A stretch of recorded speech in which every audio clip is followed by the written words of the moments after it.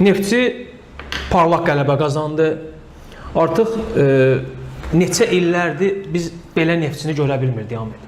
Həm rəngarəng... Neçə illərdir ümumiyyətlə Neftçini görə bilmirdik. Neftçini görə bilmirdik. Artıq düşünürəm ki, Neftçi azarkeşlərdə tribunaya daha rahat gələ bilirlər. Əvvəlki illərdə hətta sonuncu pillədə qərarlaşan komanda ilə oynayanda belə Neftçi azarkeşlərində bir narahatlıq var idi. Bir sürpriz nəticə, bərabərlik qeydə alına bilərdi, məğlubiyyət qeydə alına bilərdi.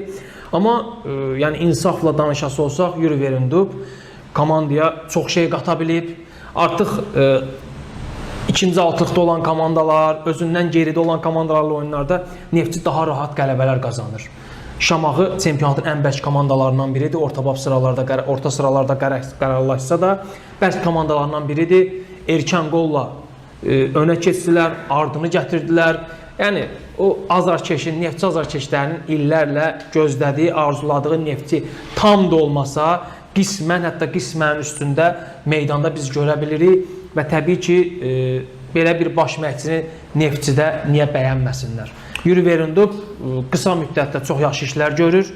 Düşünürəm ki, belə davam etsə, bunun ardını gətirə bilsə, bu sabitliyi qoruyub saxlaya bilsə, biz artıq nəhayət Neftçinin adına layiq, neçə illərdir gözlədiyimiz o Neftçini, çempionluq mübarizəsində olan Neftçini biz növbəti mövsüm görə bilərik. Təbii ki, fikirlərlə razıyam. Bu arada İmad Fərəz dağıdır yenə. Biz İmad Fərəzlə bağlı deyirdik ki, məsələn, şəxsən mən deyirdim ki, biraz bu futbolçu ilə bağlı tərəddüdlərim var. Amma son dövrlər, yəni öz o nəinki İmad Fərəz, bütün Neftçi komandası kollektiv şəkildə, yəni artıq formalarının pik nöqtəsindədir. Yəni biz Xanova Neftçi ilə bağlı çox danışmışdıq. Ümumiyyətlə son 6 aydır Neftçi ilə bağlı bir çox fikirlərimiz olub, bildirmişdik ki, rəhbərlik komanda üçün istənilən şəraiti yaradıb,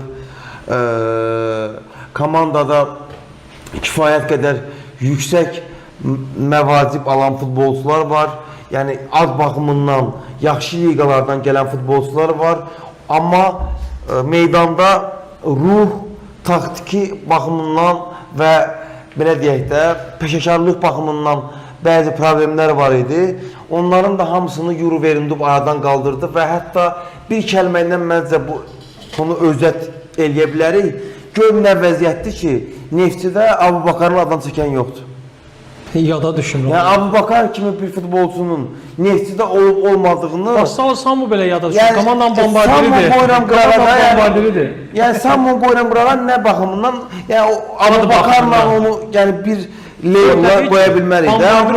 Yəni təsəvvür elə ki, 3 aydır Abubakarın ağzını çəkən yoxdur. Yəni bu da onun göstərgəsidir ki, həqiqi mənada Yuri Verindub Neftçiyə toxunuşlar eləyib və komandanın... Məsəl üçün, aşağı-yuxarı Sərgən Yalçından Yuri Verindub eyni vaxta gəliblər işə. Düzdür?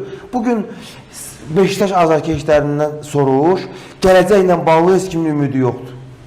Çünki o oyunu, o növbəti mövsüm üçün o ümidi o komandaya verə bilməyib. İkisi də qara formadır, o yüzden eynimsətəcəm. Amma Yuri Verindubla bağlı soruşsam bugün Neftçinin bütün azarkeşləri gələn mövsüm artıq komandadan çempion olmağı gözləyir.